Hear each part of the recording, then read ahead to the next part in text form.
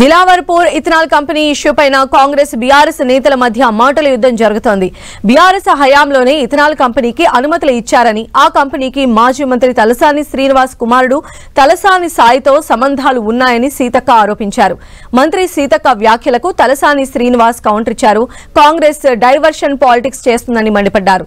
Ethanol కంపెనీతో సంబంధాలు ఉన్నాయంటూ నిరూపిస్తే ప్రభుత్వానికి రాసిస్తామన్నారు తలసాని.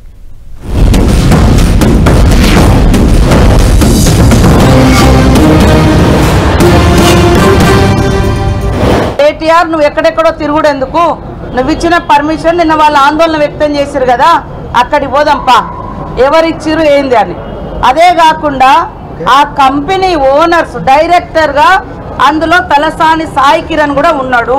సిగ్గుగా ప్రజల్ని తప్పుదోవ పట్టించేటువంటి ఇంత చిల్లర రాజకీయాలు, ఇంత కుళ్ళు రాజకీయాలు అవసరమా? మీరు నిజంగా మీకు ప్రజల మీద అంత ప్రేమ ఉన్నోళ్ళైతే, అంత గొప్పగా ఆలోచించే వాళ్ళైతే మరి మీరు ఎందుకు ఇచ్చారు ఇవన్నీ పర్మిషన్లు?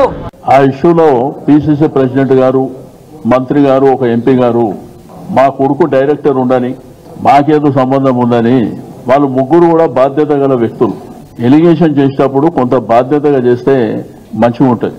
రైతులు పెద్ద ఎత్తున గడిచిన 2 రోజుల నుంచి ధర్నా చేస్తారు, రోడ్ల మీదకి వచ్చిండ్రు, అధికారులను దిగ్బంధం చేసిండ్రు. ఇవన్నీ మనం టీవీలో పేపర్లో చూసినటువంటి అంశాలు. ఆ ప్రాబ్లం ఏంది సాల్వ్ చేయాలంటే గవర్నమెంట్ ఏమి ఇనిషియేటివ్ తీసుకుంటుందో తీసుకోవాలి.